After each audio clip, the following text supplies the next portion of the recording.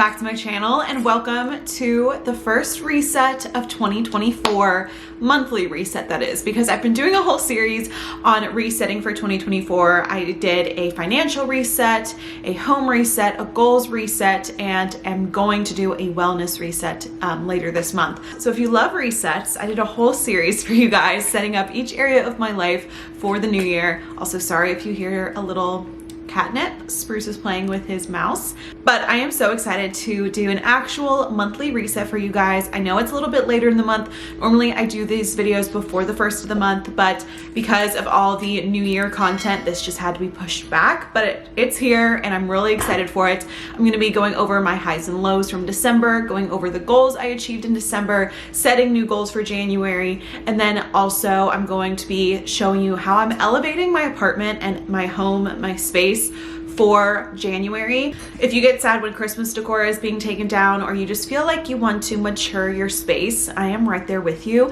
And so I got some things for Christmas and bought a few things in December to make my apartment just feel more luxurious, feel more like high-end while also being on a budget. Most of the stuff is from Target. Bought new kitchen items. I'm gonna show you how I set up like my bathroom to feel like a spa, redoing my coffee table with coffee table books, and I'm really excited for that. And then lastly, like always, we're gonna end the video with my content corner where I share the TV, movies, and books I read and rate them from December. Okay, so let's go ahead and get started with the highs and lows. I'm gonna use my daily planner here. I'm gonna scoot over as well. Which way should I go? Maybe I'll go this way. Here I can show you guys me filling out the planner. This is the planner I created. If you're interested, I will link the product in the video and also in the description box, and you can use the code YouTube for 10% off your order. And we have 3 colors. This is the color Pearl. It's what I've been using lately. It's gorgeous. It's the best-selling color. But anyway, let's go into my monthly reflection for December. Okay, so I love starting out with kind of my favorite memories or my highs from the month, and that would be ice skating one, or just doing Christmas stuff in general. December was such a busy month. As you guys know, November and December were crazy business-wise, and so I really just tried to hustle but also make time for fun festive things like ice skating, going to Christmas bars. My boyfriend did drunk karaoke one night, which was so funny and fun, so we loved that. Did so many Christmas bars here in Nashville, which is fun. I then had Christmas at home with my family, which was really nice. I spent 2 weeks with my family, my aunt, uncle, grandma, everyone, so that was really special. And then we went to New Year's for Florida. It was very low-key, probably my most low-key New Year's. I didn't even stay up till midnight. I was so tired and we had to get up early the next day, but it was really relaxing and restorative. I did have to work that week as well because New Year's, owning a planner company, is the busiest season, but I feel like I did a good job of balancing. I worked in the morning and then hung out with family, golfed, but had a spa day. It was just a really nice restorative week. My wins this month, I was really happy with how you guys loved the flash sales that I did with Dream Daily. So basically we did a countdown to New Year's flash sale every day, the week in between Christmas and New Year's, and you guys, a lot of you stocked up on this planner, stocked up on your journals for the year. That was amazing. And you guys have been loving my New Year content. So my 2024 reset series, I'm so glad you guys have been loving that too. So that's been a win. To improve next month, kind of a low that I'm wanting to improve on is not comparing myself online. I feel like especially over the holidays, you see everyone's family, relationships, things they're doing, and it's really easy to compare your holiday season with theirs, or just their New Year's goals or things. And I mean I post this too. I post what I achieved in 2023 on my vision board, but I also I put the disclaimer on this reel and this video, this is also a highlight reel. There's things I also didn't achieve, and there's stuff that I'm still working towards. So anyway, it's easy to compare yourself online. I want to work on that, and just resting in my everyday. December, I was working morning till night. I had a little bit of a routine, but not to the extent that I wanted. And so that's why in January already, I've been waking up at 6 a.m. on weekdays, at least so far, and giving myself more time to rest in the morning and night, and realizing I don't have to be working 24/7. The next part in the planner is one of my favorite spots of the monthly reflection. It is where you rate yourself 1 to 5 in your life balance. So there's these different areas. So for work, I rated myself 5 out of 5. Because personal, I rate myself a 3. I felt like I took care of myself to what I needed to, but going into next one is wellness. My wellness was really low. Like I neglected workouts because I was too busy. I didn't eat how I wanted to feel and just was, not feeling the best, as most people do coming off of the holidays. It's fun, but then you're like, okay, this isn't sustainable. I gotta get back into my routines. Social, I gave myself a 3 because I did see my family a lot, which is great, but I wasn't able to see my friends a ton because I was working and we all went home for the holidays. Finances, I gave myself a 2. I was a good couple $100s over my budget this month. If you want to know about that, I have a whole budget with me video. I used to put these in the monthly reset, started putting them as a separate video. So if that's not up yet, it is coming soon, my January budget with me.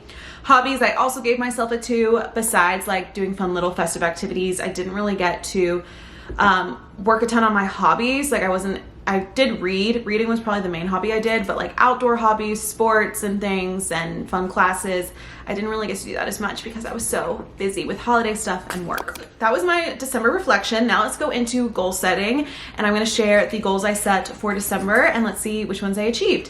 For mini goals, I only achieved 1 out of the 3. I went to a workout class at least once a week, so that was good, except the week of Christmas, but we're not gonna say that one. Hi. For big goals though, I did ship all the daily planner pre-orders and all of your orders, which is so amazing. Thank you guys so much again for the love on these planners. It makes me so happy, and the reviews are already coming in. Like we've gotten all 5-star reviews so far for this planner, which again, just makes me so happy.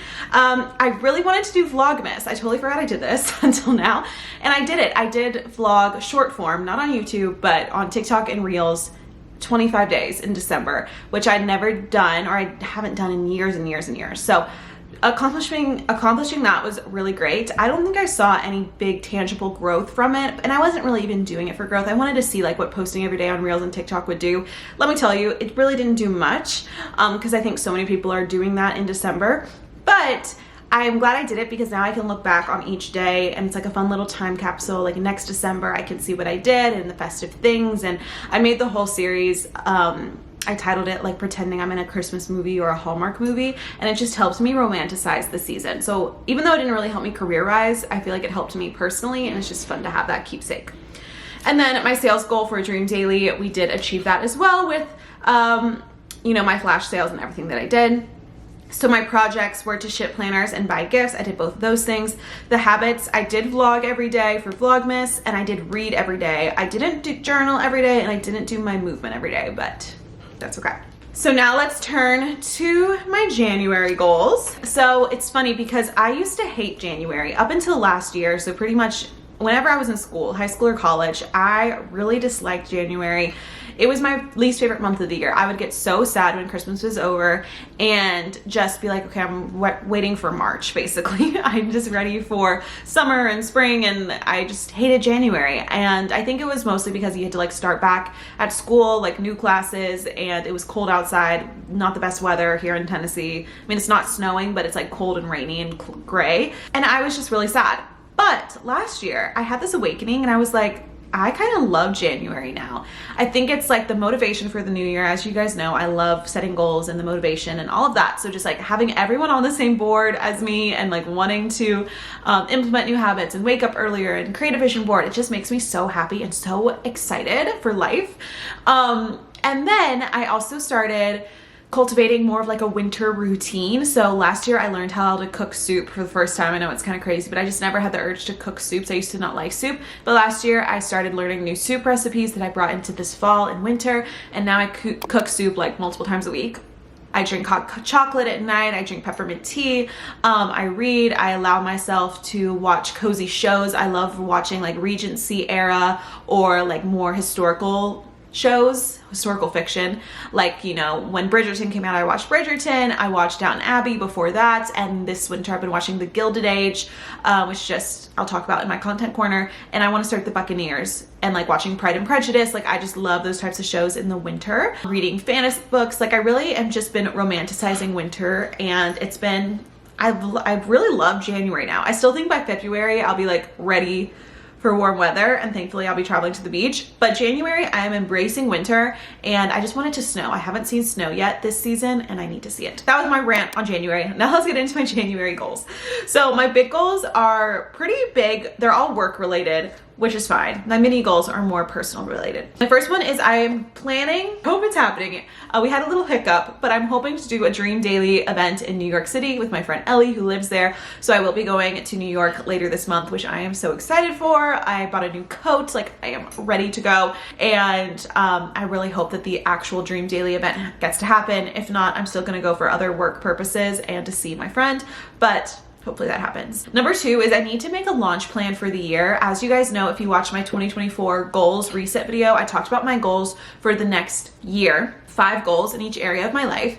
And then if you watch the how to actually achieve your goals video, I broke that down into 6 months, and now we're breaking those 6-month goals into monthly goals. So that's kind of how I lay out my goals for year, 6 months, and now monthly. You can do quarters. I sometimes will switch it up and throw a quarterly goal in there. But I need to make a plan for the whole year because one of my goals was to do 4 launches. And so I need to plan those out now. Maybe the, last launch of the year, I'm not sure exactly what that's going to be, but at least for like spring and summer and fall, I need to have those in a plan. So I need to do that. I also want to refresh my office space. That's going to happen in the next week. Clean it out. I got some new furniture. We are going to reorganize and just make it perfect because right now it is a mess post holiday rush. My mini goals, to wake up at 6 a.m. every day. This has been going strong at least for 3 days now, and I'm excited to continue doing that at least 6 a.m. like on the weekdays, or at least 4 times a week. Pilates 3 times a week and get snatched. Like this Pilates will get you snatched if you go multiple times a week for a month. Like it's crazy. And then I have 2 more work goals. I want to reach out to 5 new wholesale accounts and be interviewed on 2 podcasts. And then I broke down all those goals into either projects or habits for the month. So obviously my wholesale pitching, my New York event, my launch plan, and my podcast reach out are all more projects. And then waking up at 6 a.m. and Pilates are more habits. All right, so those are my goals for January. Now I want to talk about elevating your space. So like I said in the intro, I have just been wanting to add little luxuries into my decor in my apartment and really like hone in on my interior design style. As you guys can tell, like my bedroom, it's very minimal. I love neutrals.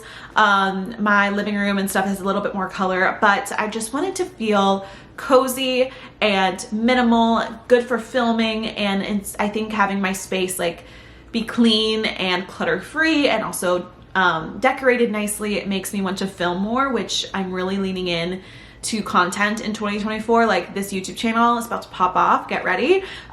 So I am really excited for all of that, and I just feel like having when you're filming mostly in your home, you want it to reflect you as a person. So I don't need to make any big changes. I've lived in this apartment for 6 months now. I didn't really even buy much new furniture for this apartment. I've had this bed for 5 years now, this nightstand since high school.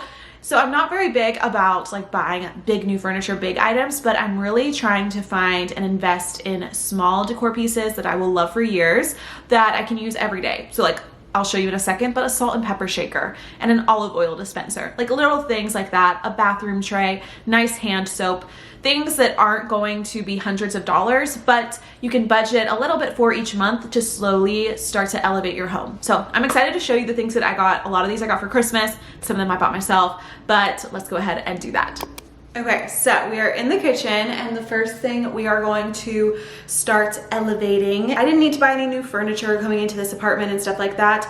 I was able to save and like buy some little things here and there. So these little things are stuff that, yeah, are not needed, but when you can purchase them or get them as gifts, they just elevate your space. I know I'm gonna overuse that word a ton, but that's just really what we're doing here. I did rearrange some appliances in my kitchen. I actually moved my coffee maker over here instead of in the corner because as of now, I think we're only gonna have 1 coffee maker, and Ashley and I both got a KitchenAid mixer for Christmas, which we're so excited for. We're gonna use hers to start, and I feel like that corner would be the perfect spot for her mixer when she moves in. So I cleaned that out for her, and now I'm going to work on this area. So here are the new items that I got for Christmas, these are from Target and then Home Goods. This I got from Target from Magnolia back in December. So the first thing I'm gonna do is switch out and use this all white canister to hold all of our kitchen utensils, spatulas, that kind of thing. This one was Skylar's and it worked amazing, but she left it here, so I'm guessing she doesn't need it. And I just want it to all be like very clean, white, obviously, and match better. So here we go.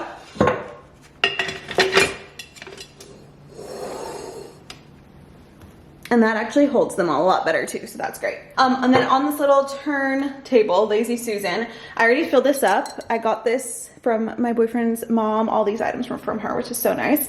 And I am gonna put this on here right next to the stove, so when you're cooking, it's really easy to grab.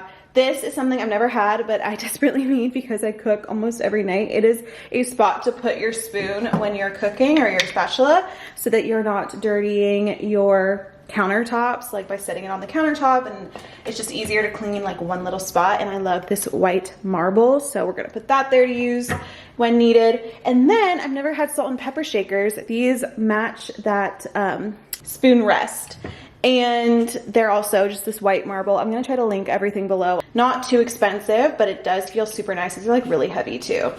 So let's get these out and fill them up. Oh my gosh, these are so gorgeous.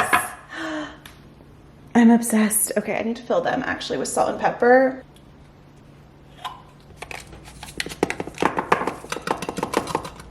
There's probably a better way to do this, but I just don't know that right now, so. There we go.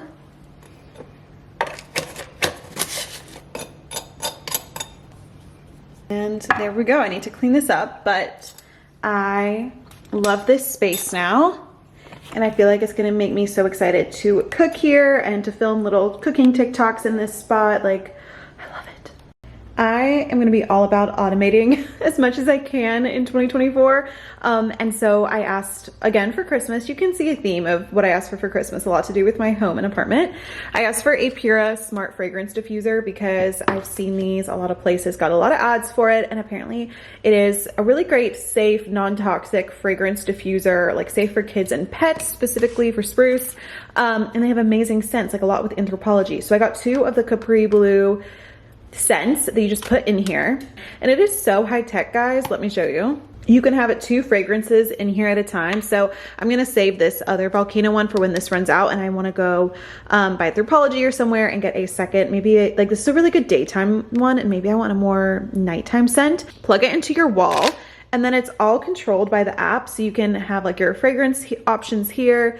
You can say, I wanna start it, and I have mine on a routine. So I have the scent going with a blue light. It's like the Hatch alarm clock. Like you can choose the light you want it to show from 6 a.m. to 10 a.m. So like first thing in the morning when I wake up, so it smells good. I don't run it throughout the day because usually I'm not here and I don't really want it running and like around spruce, even though they say it's safe. I just don't want it all day.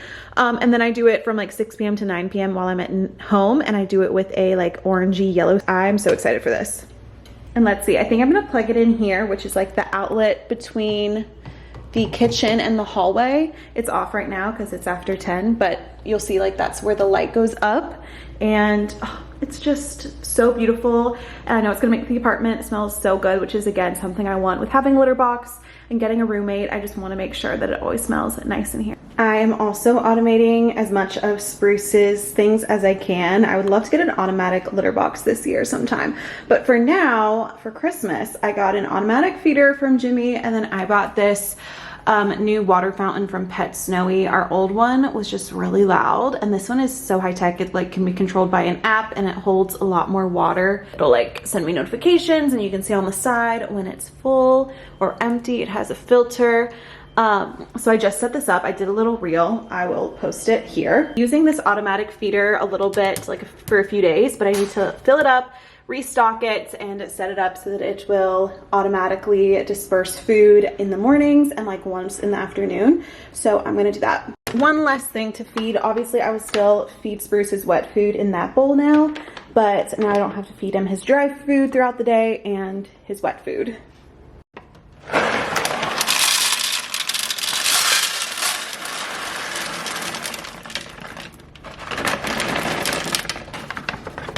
All right, there we go. And now that also, I won't have to store this bag in the pantry. I can just always restock his feeder here.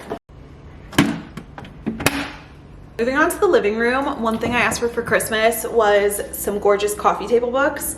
Me and my mom actually found these at HomeGoods. It's the perfect place to get these like Dior, Chanel, gorgeous, expensive books for less. Like open this up and I want to use them like on the top of my coffee table, but I also, my coffee table is double stacked. I got the coffee table on Facebook Marketplace, I think for like $20, guys. So don't underestimate Facebook Marketplace finds. It's actually way bigger than I was expecting to, but it works great because I have a large living room. And I haven't put anything on this second shelf, and I know just having more stacked books underneath would look really good. So I'm gonna take all the rest of my coffee table books that I've collected over the years and put them under the table as well. So I just need to like lay this all out. And here is this book. It is so gorgeous. These are fun to even look through, but obviously, oh my God. Stunning. I need to look through this book because that is gorgeous. Let me show you the other ones we got. And I just loved this color blue. You guys know, like this is my favorite color ever. And so this is called Joey, A Parisian's Guide to Celebrating the Good Life. Gorgeous book again. I am blown away. This is my vibe completely. But I bought it even more to just have as this gorgeous blue color. And then we got The Art of Home by Studio McGee. I don't know if this is her new book or one of her old ones. Oh, 2023. Yes, this is her new one. And I bought a lot of Studio McGee stuff when I was, you know, setting up this apartment. And she's just one of my favorite lines at Target. So also need to read this book, but it's gonna make a gorgeous coffee table book as well. And I loved this neutral color and just the cover of this itself. You can't tell, but it's like a really cool texture. All right, let's get to it.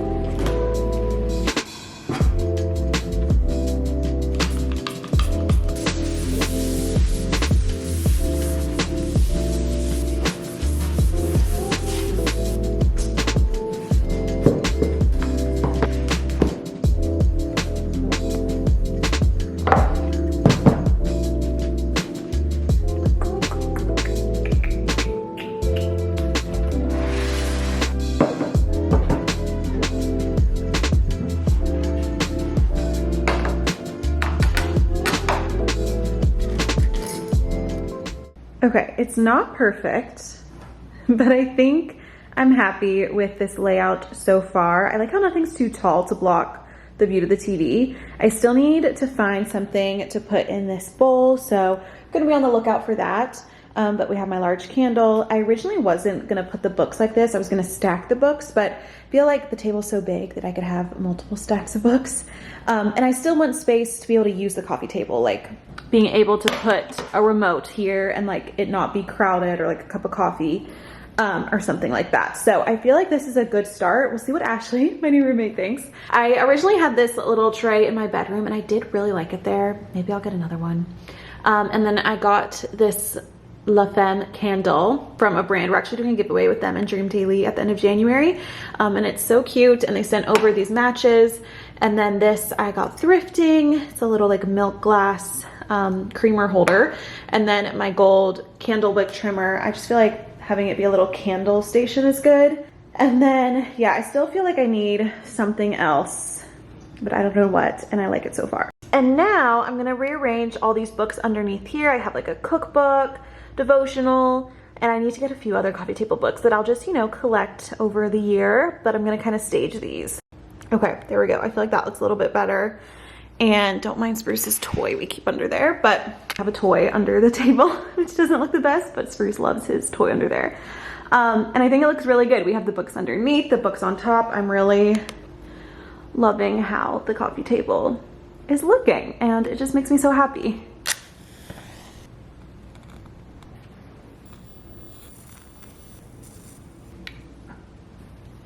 Something I've been doing for a while to elevate my space is making my bathroom feel like a spa. And I feel like one of the ways you do this is with the products you use and just like the shower curtain you have, the items you have laid out. So I'm kind of going to go through this. First, let me start with my shower. I got this waffle shower curtain that's like a cream color. I absolutely love it. I think this is from Target. And then I just have like clear shower hooks. Obviously, this shower is gorgeous in itself. I love my apartment's shower, and it's also a bath.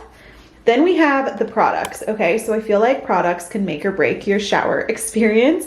And it is, I'm not saying you have to spend a lot of money, literally a Trader Joe's conditioner back there. A lot of times I do use drugstore hair items and things, but I got sent some hair products recently, so that's kind of what you'll see. But even drugstore items can be aesthetic and smell really good. Like this is my new favorite brand for body washes. It's called Salt Air.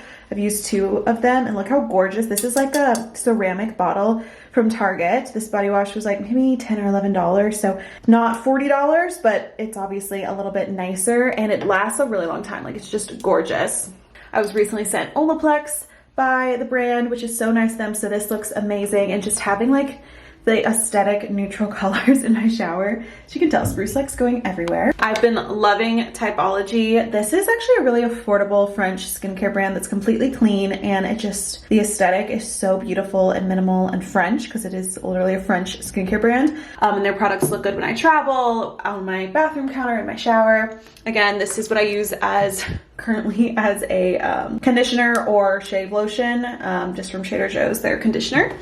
And then I got this as a gift for Christmas. I normally don't buy super expensive products like this for myself, but they're amazing gifts. This is the Aesop Geranium Leaf Body Scrub. It's beautiful and it smells so luxurious and high-end, and that just like elevates my routine. I've been using this for years.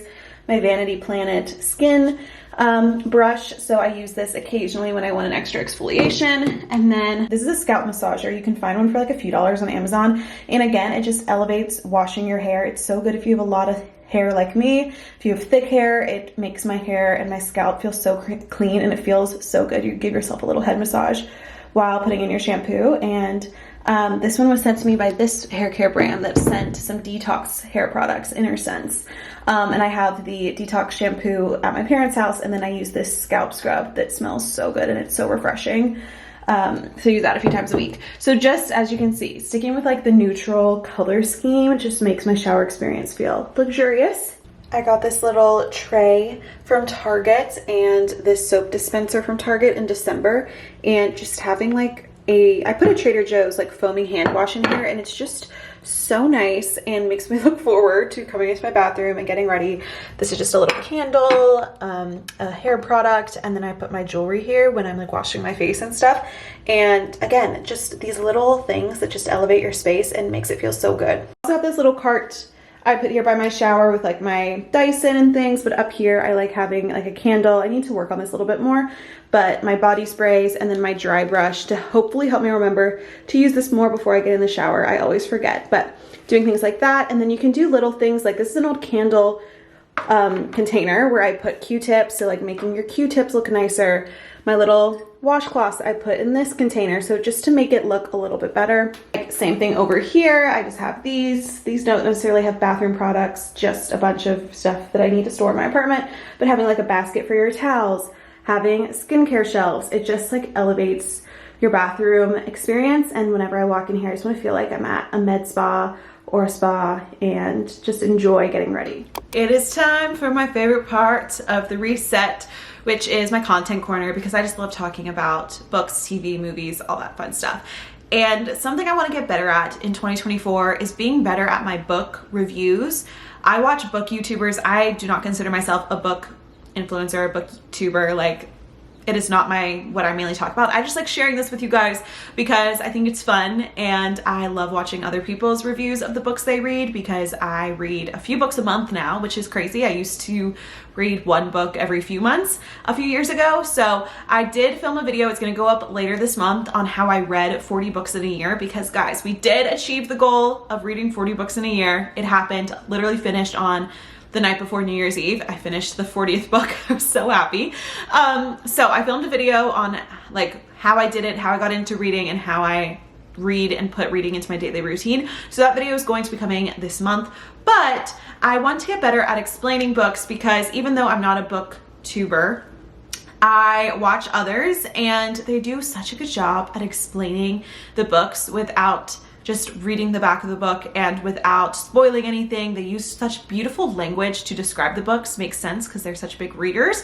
So I'm gonna try to be better. If you have any tips for how you want me to talk about these books, we're gonna start first though. I normally start with books, but we're actually gonna start with TV and movies. I did not watch any new movies this month. I just watched a bunch of Christmas movies So no movies. The only TV that I watched besides Gilmore Girls, rewatch for the 10th time, was the Gilded Age. So I may have mentioned this in my last reset because I think I started it in November. Got my family hooked on it. My mom, my brother, my aunt, we all love it. They only have 2 seasons out. We just finished the season finale. It is like an American Downton Abbey. It's a lot quicker paced than Downton Abbey because it is a new show, and so it's not as dragged out. The episodes are still like 45 minutes to an hour, but a lot happens in each episode. So it follows like New York aristocrats during the Gilded Age in New York City, which I really knew nothing about, and I'm learning some history throughout the show. Obviously it's fiction, but it has real people. It's a good show. It's very fun to watch. A lot of people say like not a ton happens in the show. I have to disagree. I think it has a good amount of plot and character development, and it just is a beautiful show. The houses, oh my god, stunning. I can't believe these houses and mansions, basically is what they are, existed at that time in New York City. It's beautiful, the costumes, it's a gorgeous show to watch if you're into that. Okay, now let's get into books. So the first book that I read, again, I don't have the physical books because I read on my Kindle. I wanted to read some Christmas books, so I did that. The first one, I'm going in the order that I finished them, is 'Tis the Season for Revenge. This is just a modern romance. I call it like a rom-com book, but I rated this book 3 stars, which is kind of just my middle ground. Like if I liked a book, but I'm not going to remember it at a later date, I give it 3 stars. It's a very unrealistic romance book, but it still was a cute read. So the main character, Abby, gets dumped by her lawyer boyfriend of multiple years. Like she thought they were going to get married. He's really just not a good guy, as most boyfriends at the start of romance books are, and she wants to get back at him, so she has all these plans for revenge during the Christmas season, and her ultimate plan for revenge is to make him jealous by dating his boss bringing her to this big Christmas party that the firm throws every year that he never brought her to. The author is Morgan Elizabeth. It was a cute read that had a little bit of Christmas elements, but overall it wasn't like super Christmassy Hallmark movie. It was a little bit different, which I enjoyed. Okay, the second book I finished was Iron Flame. Finally, this took me 2 months to read. It is 884 pages by Rebecca Yarros. This took me off my reading goal because it took me so long to finish, and I rated this book, this may surprise some of you, I rated it 3.5 stars. I think I gave it 4 stars on Goodreads because you can't do a half, but 3.5. And I was disappointed. I know people have mixed reviews on the second Fourth Wing book. Loved Fourth Wing, 5 out of 5 stars. But some people loved Iron Flame, and a lot of people that I know didn't, and I was one of them. The first book was so fast-paced, which was different for a fantasy book. That's why I liked it. That's why I recommend it. I'm like, you know, it doesn't have a ton of world building. You kind of get in and go. But then Rebecca took the second book to build the world a little bit more, expand on the characters, expand on the politics, which is fine, but I just felt like I wasn't expecting that because the first book was different and didn't have that world building. So I was a bit disappointed by just all the fluff that it had, which I understand fantasy books need. But overall, the tell for me if I'm enjoying a book or not is if I'm excited to get in bed and read at night. If I'm not thinking about the book during the day and I'm not excited to get in bed and read, then for me, it's like not that great of a book. That's just my personal opinion. I was not happy with the romance, which is a big part of why I read books. Like if I'm not loving the romance in a book, I'm probably not going to like the book. So I felt like there needed to be an added layer in with like other characters. We needed to have other characters romance because the first book solidified kind of the main character romance, but just their like back and forth wasn't enough for me. It was kind of boring, their romance in this book. I really did not care about their relationship, which you shouldn't say about the main characters. So I feel like to make up for that, Rebecca should have written more of a side character romance between their friends or other characters, the sister, the brother. Like I needed another side romance to root for because there was just no romance to root for in this book, in my opinion. What saved this book from being just a 3 was the twist at the end, and I loved the mother's storyline. So the rest of the series could have potential. I am going to read the rest of the series. I just hope this was like that middle book where she had to get a bunch of stuff out and then it's going to pick up from here. But we'll see. I'm really interested to see how this series plays out. Okay. The next book I finished is actually a nonfiction. It is called Deeper Than Money. I'm not going to talk about this book a ton because I talked about it in my financial reset video. I recommended it. I rated it 5 stars. Let me just say it's the best money book I've ever read. I loved it. This isn't cheating, but it really helped me hit that reading goal because I read Same Time Next Summer in the summer, like in August. I think I read like 80% of the book and I just didn't finish it. I moved on to something else. And I was like, you know what? Let me go back and finish this book that I did enjoy. I'm rating it 4 stars. So I really did enjoy it. And so I only had to read 20% of this book to finish it, but I did. It's 319 pages. This is a childhood friends to lovers, second chance romance trope. Basically, all the rest I'll say, it's like a northern version of Sweet Home Alabama. Really sweet. I really enjoyed the main characters. A lot of growth happened with the main girl. Like it was very relatable, her position, and she just didn't love her job. She didn't love who she was with. And I just feel like a lot of women could probably relate to that. And she just like went home and like found herself in her childhood home and in the ocean. And it was just a really beautiful story of like personal growth as well as the romance. And I really enjoyed that. I liked how it was like, yes, a romance book, but it was a lot about the growth of the main character too. So then I read another Christmas book called Snowed In. This is 384 pages. I rated this 3 stars. Again, it was cute, fun, did the job, but I'm not going to remember it. It takes place in Ireland, obviously during Christmas. It is a forced romance, forced proximity trope, which I always love. I like the supporting characters as well, but again, it's just not a super memorable book, but it was good. And then the last book I read of the year was a quick read because I just needed something. It was already downloaded on my Kindle. I think I got it on like a Stuff Your Kindle day.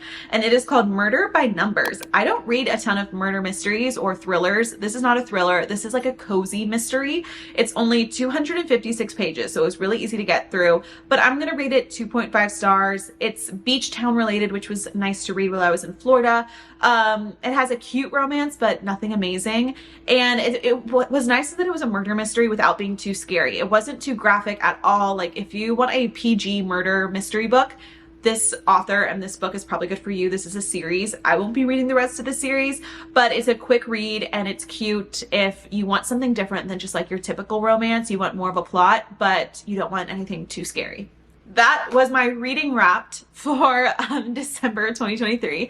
Going into 2024, my goal on Goodreads is 50 books this year, which I am a little bit intimidated by because I barely hit the 40 books for 2023, but I think it can be done, especially because I'm adding in audiobooks to my life, and I think that's going to help me get through more books each month. And of course, I'll tell you guys like books I listened to versus read. I'm starting out the year with a fan favorite, Things We Never Got Over by Lucy Score. This is one I'm starting with. So I think I'm also going to share my book reviews on at least books that I either really liked or really disliked on my Instagram stories. But of course, I will give you the full rundown at the end of these reset videos. I gotta go. I gotta start editing these videos that I filmed. I love you guys so much. Thank you for being here on my channel. If you're new here for 2024, I'm so happy to have you here. It's gonna be a good one. I hope you guys love this video. If you did, let me know in the comments or let me know what aspects you want me to change, because you guys, these videos are for you. They're to help you reset to feel your best. So let me know what you like or what you dislike, what you want improved, new sections you want added, anything like that. And I will see you guys in my next video. Bye.